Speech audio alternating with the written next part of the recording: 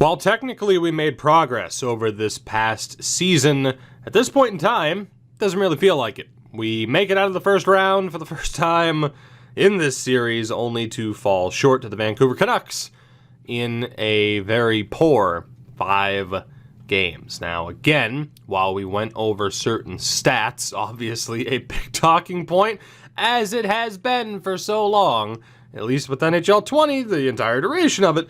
But the talk of it has been, changing up the lines, which again, I'm going to stand by because I still think, hey, you want a big example of why we lost?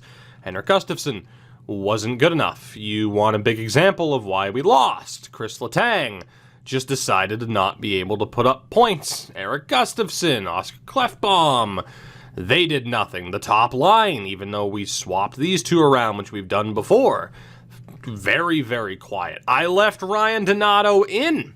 A good example of me not changing up the lines. Well, you changed Blichfeld. Okay. I also brought in players of relatively equal skill and value to replace him on that line. Still, that didn't work. We lost. That's the end of it. Regardless of whether or not it's just bad luck, whether or not you think the game's garbage, the sim's garbage, it's my fault, the result's the same. We lost, and now we head into another offseason where change is going to be the theme. Although, shout out to the San Jose Barracuda, who have made it to the Calder Cup Conference Finals. The third round, they'll be taking on the Texas Stars with the opportunity to go to the Calder Cup Final. So we'll pay attention to that. But we knew, we knew heading into this season that it was going to be an off-season of change because we had, a couple of short-term deals that we picked up. We also stockpiled a war chest of draft picks as our AHL team can't seal the deal. Game 6, can they punch their ticket? They can't. Game 7, Jesus Christ. Well, if that's not a sign, the AHL team loses 3 in a row and falls short of the Stanley Cup Final. The Vancouver Canucks up 2-0 on Montreal in the Stanley Cup Final. I think I said the Calder Cup Final before. But, yeah. Goddamn. Excuse me. That's brutal. Oh, that's just lovely, isn't it? There we go. That makes some people feel better. Doesn't make me feel better because we should have beaten them. We could have beaten them. The Canucks organization pulls off the double. They win the Stanley Cup and the Calder Cup. Damn it. I want what they have. They got what I wanted. And it sucks. The good thing is we don't have to look at what the cup-winning team looks like. We already know. So an all-Canadian final, the Vancouver Canucks have won the Stanley Cup. But yeah, we knew this was going to be an off-season of change, and indeed, it is going to be. I don't know, as Erik Karlsson wins his 4th straight Norris. We have had the Norris winner in every single goddamn season, and we haven't won anything. As Trevor Zegras actually ended up winning the Calder, the Conn Smythe, the Brock Besser, Carter Hart, the Vezina. I don't know exactly what the game plan is heading into this episode. How many of these draft picks are we going to make? What's the free agent class going to look like? Who stays? Who goes? I mean, you'd like to think, no matter what, that we're going to be a competitive team. We have all the assets. We have, the high caliber players to yet again be a competitive team. If you were to tell me that we're going to win another division title, I'm not surprised. Not in the slightest. But it's not about division titles. It's not about regular season success. It's about us getting postseason success. As you get a look at the draft pick situation, we have the 8th overall pick thanks to Carolina, the 12th overall pick thanks to Colorado, and we still have at least 1, if not 2 other first-round picks. I can't quite remember, but again, I used the term war chest to describe it. It is indeed just that. Before we get into the draft, by the way, drop a like on the video. Thank you. The last time I asked in the Sharks episode, the likes were up there, so that was cool. Thank you. It helps quite a bit. Eric Stahl leads the way in this retirement class. Phil Kessel up there as well. Claude Giroux, Ryan Getzlaf, Jonathan Taves. Some big big names calling it a career at this point in this series within 5 seasons. Defensively, Shea Weber, Dustin Byfuglien, Alex Goligoski, the top 3. And for goaltenders, Henrik Lundqvist, Pekka Rinne, Tuukka Rask, and others. So let's take a look. There are going to be coaches. That's, you can tell by the loading time. Phil Kessel became a coach, which is great. Of course, we did that on Twitch before. That tweet went a little bit. That tweet went a little bit viral at the start of NHL 20. So for anyone who's like, I don't like NHL 20, hey, I got a viral tweet out of it. Eric Stahl and Claude Giroux also become coaches. So we'll pay attention to that. We'll take a look. So pre-draft interviews, we have so many damn picks that I'm really not worried about it. There's just too much to be concerned with. So I'm not going to bother. That said, a quick look at the contract situation as we get down to business here. So again, Gustafsson, we're fine. We're going to have to solve some issues. I might have to be a little bit cheap and trade Vyacheslav Alexiev because he's not going to develop at this rate. It's not going to be good. So we might as well get the most of his value. Already said, Crystal Tang's gone. Gustafsson's probably gone. I don't know about Carlo and Dumoulin. I have no idea. And then we have a lot of random AHL depth that's going to be sorted out. Ryan Donato certainly getting dropped after his postseason performance. Matt Zuccarello was solid, but he's 36. He's probably gone. Again, we kind of touched up on this at the end of the last episode. There's going to be a lot of younger players that take over spots moving forward. So let's do this. This is going to be a mammoth draft for us, although trading up into the top 3 is not a possibility. So we'll keep that in mind. But let's see what we have here. Yeah, 8, 12, 20, 22, and 31. A ton of second and third round picks as well. So a lot to work with in trading up. Certainly seems like a good idea. Again, we can make the most of Alexiev's potential. We're not really going to need him. We have a couple of other players in the system that are still looking okay. A little bit of work to do here. Little bit of work to do. So, you know what? We might as well, for some of these other guys, getting some extra draft picks, not necessarily what I'd prefer to do. We might as well see what's out there, though. So, for Alexiev, Victor Olofsson, a second, fourth, and a fifth. 2 seconds, Lehkonen, and a fourth. Armia in 2 seconds. Yeah, I could probably get more out of that if I just find a trade on my own, so we'll pass on that situation. Defensively, though, after his performance in the playoffs, Erik Gustafsson's not coming back, so if I can shop his rights for anything, I might as well. We're looking at a 5th and a 6th being the best that we can do. Mackenzie Blackwood's rights. Yeah, we'll go with a 5th and a 6th from Anaheim. So, see you later, Gustafsson. Thank you for completely falling apart in the playoffs. It is greatly appreciated. And then forward-wise, now Fratton's still looking okay. Blichfeld's all right. Valcourt, Rutter, Reuter, Zuccarello. I don't even really think we're going to be able to get that much for. So the first step. Can I get anything for Ryan Donato? Probably not. No, I can get something. Bruins want him back. A 5th and Dadonoff's rights. 5th and a 7th. 4th and a 7th. Well, 4th and a 7th isn't that bad of an idea. There you go, Colorado. You want him, keep him. Because he was one of my most disappointing players this past season. You know, I might as well check this too. Crystal Tang, can I get anything? I can. Sweet. Again, he disappeared in the playoffs.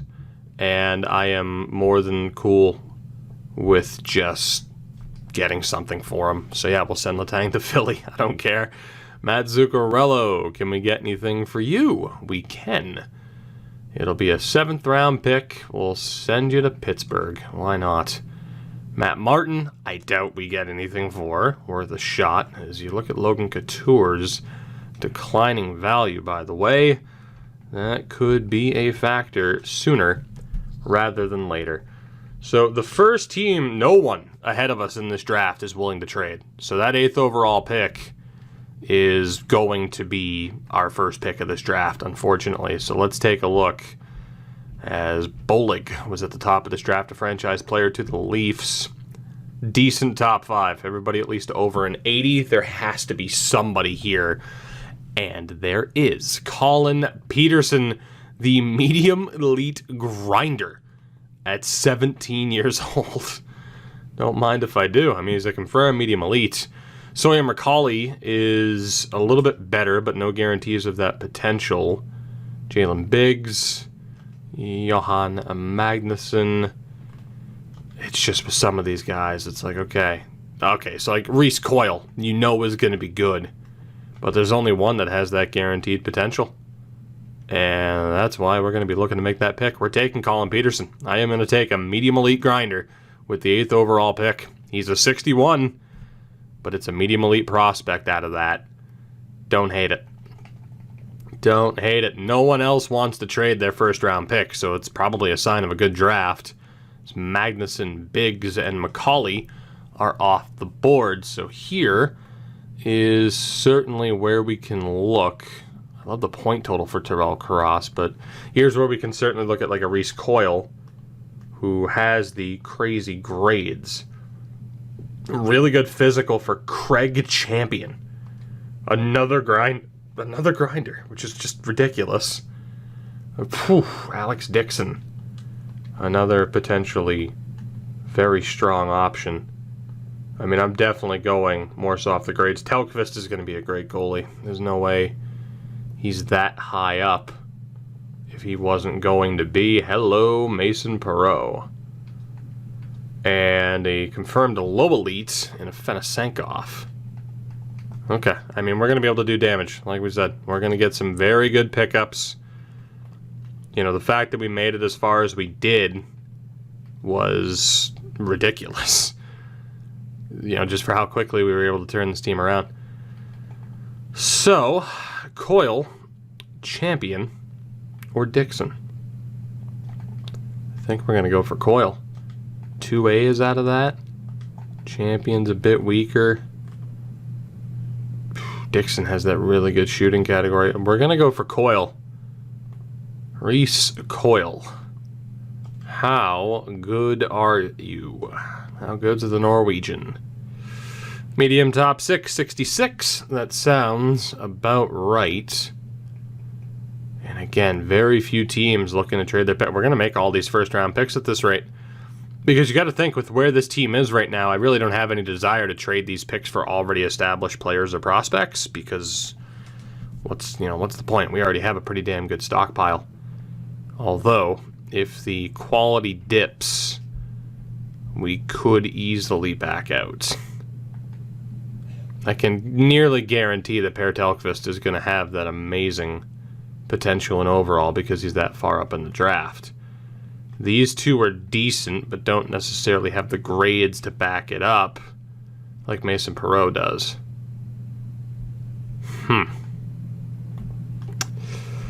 Telkvist is 19, huh? When in doubt, take the goalie because of what value means to us. Per Telkvist. Yeah, medium elite 64 overall. No real surprise there. That brings us to the 22nd pick. And then we have the 31st pick as well, thanks to one Evander Kane. Boy, I wonder who got the better of that trade. Not me, apparently. So, out of all the players here, and Dronov is a confirmed low elite defenseman, which is pretty ridiculous. And again, you have Perreault and a Fenisenkov that we could look to take a tad bit early. Warren May is not that bad. If I could guarantee what that potential is, which I can't. Is there anybody else who has crazy, crazy grades? Doesn't look like it. No. Okay. I'm not afraid to go with a slightly off-the-board pick. We're going to go for Mason Perreault. Again, slightly off the board, but crazy grades for the Hungarian. 71, medium top 6. So, needless to say, in the forward help department, we're set. I mean, how could we not be? And it's about to get even better because I'm probably going to take Dmitry Afanasenkov. Yeah, let's do it. We'll take the low elite. And there you go. So, 4 really good forwards and a top-notch goaltending prospect added in that first round as we continue to benefit from blowing this team up this past season. Again, what we did in free agency to rebuild it on the fly, notwithstanding. So we do have options to move of value in goal because I still presume that Gustafsson is going to be our guy moving forward. Some extra defensive prospects might not be the worst thing in the world, but again, we can go out and acquire them if need be. And then again, forward-wise, like, come on. You know? I mean, again, we've talked about it a lot. Medium top six is not a great potential this year like it should be. And I'm all for players not panning out, even if they're high picks, but it happens a little bit too often, I would say. And without reason. It's just, nope, sorry, didn't work. It's like, okay, that's fine. It's not rewarding. But if we had a little bit more in-depth system to explain why it didn't work, then hey, cool, it'd be fun. It's not fun right now. That said, this next pick, I mean, when the hell even is it, first and foremost? I mean, I know there's a quicker way to look. Okay, so we have picks in the mid-second round. I'm just going to sim to them. I feel like that's a move I'm going to regret. Because normally there is a hidden gem or two here, but apparently not. May was decent, but nothing too crazy. So Reed Rhodes, 20 years old, 3 years out. Top-notch puck-moving defenseman. What about Yanni Blomdahl? Not looking all that good. Tia Seidenberg, leaves a bit to be desired. Wayne Wall, Stromberg, Wiseman, a confirmed elite goalie in Ralph Schubert, which, when in doubt, take the goalie. Oh my God. I mean, I'd be dumb to ignore these goalies for the trade value that they have. Absolutely dumb. And then there's a low elite in Lindstrom, so not exactly the game plan, but here we are. I mean, first and foremost, we're going to take the defenseman Reed Rhodes out of desperation that he's half decent. And he's not. Well, damn. All right. Well, let's go to the cheap picks then, where we will go with Ralph Schubert, who is a 47. Medium elite. Our next pick is 51st overall, so not that far down the list. And we'll be set up to take Radek Schuster with this next pick. Another medium elite goaltender. And we got a trade offer from the Kings, which I'm not interested in. Blomdahl is off the board. He was a low elite. Valin was my target, though. Topi Valin. Topi Valin. How good are you, Topi? Not very good. Not very good. Our next pick, 67th. So the third round from there. We'll sim up to that pick and then see who's available. Thank you, Los Angeles. But I really don't want to make a trade. Thanks, I'm good. I'm good. So, looking here, nobody else. Jesus, if that's true, which it's not confirmed, but good God. About time that were to be true, that would be absolute insanity. And Kampainen, you do have a near-confirmed low elite defenseman. And then, again, a whole bunch of players where it's like you pick them and hope for the best. That's what we're looking at, because the grades just aren't there. There was a guy who was listed as a gem, but that doesn't mean much to me, unfortunately. And one confirmed medium top six left with Casey Cavanaugh. So there are actually still players to be picked up here that might just help the cause of continuing to stack what is already a well-stacked prospect pool. So this is, again, the 67th pick. I'm not against taking Lindstrom early. Let's do it. Let's take Jesper Lindstrom. And 73rd pick is next, where we will be going with... Let's take Jenks a little bit early. Hope for the best. Just by some miracle, this guy lights out. Yeah, he is as an overall wise is a 74, which is one of the highest rated goalies I've seen this year, but only a medium fringe. Not really complaining as our goalie depth continues to expand. I think from here, though, I'm good to trade down a little bit until we get the pick that we can select Kavanaugh with. So, again, it's looking good. We can get rid of our next 5 picks and still be fine. Who is listed? A hopeful might not be the worst option in the world. Chicago has some cap issues, so you know what? And they don't want to trade those picks next year. Colorado. Don't want to trade? Nope, you do want to trade. Your first is already gone. Well, that's not too helpful. I want that second rounder next year, but I kind of have no choice but to just tack on a bunch of picks to even out the value. Yeah, there you go. So, lose a little bit of value in the deal, but that's okay. We're going to make that pick, and then from there, all of these picks get to go. So, let's talk to Dallas about your second round pick next year. What do you say? Could have gotten a little bit more back, let's be honest. I don't really think I need to fleece the AI. It's still easy enough to do it, and let's be honest, do we really need the help? I mean, this team shouldn't have to make another draft pick throughout the entirety of this series with how stacked we are right now. So, thank you very much, New Jersey. And then the final 4 picks that we are trading away, that will go to the Ottawa Senators. Third round is going to be too much. Yeah, I meant to hit the 4th. Damn. Damn. So let's see. The 4th. There we go. Cool. So we have 1 pick left. We take advantage, excuse me, of an unreal amount of top-notch draft picks that only increase our chances of disappointment in the future.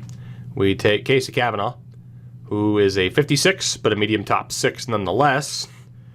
And that brings us to the end of this draft, towards the re-sign phase, which is where things get to be a little bit more interesting. Because of just how much we have to do, including re-signing the staff. I'm not going to worry about anything. Joe Thornton has an expiring deal that we are going to have to take care of. So goaltending-wise is where we will start. Eliasson, Himon, they want to sign. I mean, hey, at least some people want to re-sign. Not everyone's automatically rejecting, which seems to happen, as people have pointed out, in a created team series. Hint, hint, wink, wink, as far as what's been going on there. My God, the amount of goalies that we have. I mean, probably not the worst idea in the world to just keep who the hell we have and still look for a backup. So we're going to qualify Eliasson. We are going to qualify Imon, and we are going to sign Tavares to an ELC. So Eliasson, you know what? Eliasson's not even looking for that much. He does want a one-way deal, though, which is kind of rough. 900K, though, can get that done. And then Zach Imon, that would be a perfect deal if he's willing to do that. And like I said, we can just look for another backup if need be. Defensively, this is tough. Carlo had a decent season for us last year. Brian Dumoulin had a very good season for us last year. That's just not money that I'm willing to commit to any of these guys. Mario Ferraro isn't going to get any better. Hayden Fleury, Tim Heed. We can drop all of these guys. We don't really have to risk it. Zach Cassian's going to go. Radil is on the way out. Wagner, Weiss. All these guys are being dropped for sure. Clifford Sorensen. I don't know about Alex True.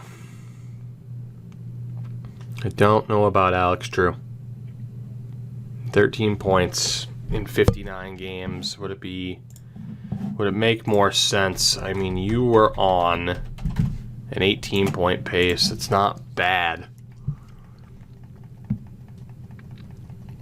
Do I want to keep a player like that here? He doesn't really block shots. He's fairly physical. Quite a few giveaways, quite a few takeaways. I won't mind keeping him as a fringe option if he's willing to sign. The rest of them, though, And then centers, Latunov, David Cotton, who was a tack-on. I think we're going to let a lot of these guys go. Derek Grant, Zach Gallant. We're going to just cut ties with him, I think. So we're going to have a decent amount of money to work with. That is the situation at hand. As Tavares signs, True is back, Iman and Eliasson. Perfect. So again, defensively, we're going to let everybody go for now. $23 million to work with. And then forward-wise, there's a lot of filler, especially that we signed specifically for this season, that we're going to cut ties with at this point. So we will go to ye olde coaching staff. Now, I do want to see what's out there, but Joe Thornton needs a new deal, hopefully as an NHL associate coach, and hopefully this doesn't take forever to scroll, because sometimes it does. Again, how I wish you could just hit a button and go to the max offer. My God, how that would save us all so much time, and by all, I mean me. So there we go. And then scout-wise, I'm pretty sure I have a couple of good scouts whose deals are up. Yeah, like Sparks. I don't care. I can sign whoever else afterwards. Oh, you're not getting back good information. It doesn't matter. It doesn't matter. Every series I've had this year, I've had good scouts. It hasn't mattered. Oh, that's because you're not doing enough manual scouting. Manual scouting's been broken. What do you want from me? Let's sim ahead to free agency. Joe is back, which is good. And again, we'll see what's out there in terms of the... What? Did he not accept? Did I just completely overlook that and Joe Thornton didn't accept? I'm pretty sure he accepted. And if he didn't, well, I mean, he literally just turned down the most expensive offer he could get, so that kind of sucks. That is what it is, though. We'll redo the staff. I'll do it probably off screen. What I want to look at, though, and what I want to give you guys a look at, is the free agent pool. Because I'm sure we're going to have some decisions to make. Now, goaltending-wise, it's pretty straightforward. If we want to spend some money to bring in a starter that might be a little bit more reliable than Eliasson, we can do that, right? We'll find somebody with a good save percentage that's looking for a short-term deal. And I mean, looking at save percentages last year, Martin Jones, fun fact, wouldn't be the worst option. Connor Ingram. There's not much out there, though, I gotta be honest. Ian Scott. Defensively, Noah Hannafin's there. I mean, there are options, and we'll quickly take a look at our normal options, and then forward-wise. I mean, obviously, Austin Matthews was there. I don't really think we need... Roop Hintz, how often are you going to be on the free agent list? Good God. We're still set up pretty damn well. We're going to need to bring in some defense. I don't think that is a question. But goaltending-wise, like I said, if you look at the overalls, Eliasson could get the job done. I'm perfectly fine with that. I'm still thinking, if Alexiev steps up a little bit more, he's actually going to be worth keeping, which is why I didn't trade him at the draft. Defensively, I mean, Houston could be given the chance. Benin could be given the chance. So really, we might only need one more sure thing of a top four defenseman, which, I mean, it would make sense to either have it be, DFD Nurse next to OFD Clefbaum, or have both of them be two ways, and then Carlson with a DFD. So depending on how we want to play the top four, because Nurse and Clefbaum were at times last year, that really does kind of decide who we're going to be looking to bring in and where they're going to be playing, top pairing or second pairing. And then forward-wise, I mean, again, Pasternak, Meyer, Hurdle, Couture, Gambrell's an 87. And from there, I mean, you could argue one more top six option would be nice. Hell, John Leonard just made big improvements, but Perfetti, Sillinger, Chikovic. I mean, we still have Gregor, Blichfeld, Ellison's going to be pushing the team. So, I mean, yeah, we can sign somebody, but that would take away a spot from a younger guy who's going to be pushing for the few spots available. So, I'm going to end it there. just because I'm intrigued to see what you have to say. And we'll see what happens. We'll finalize this team in the next episode, and then the road to another division title and heartbreaking playoff loss begins.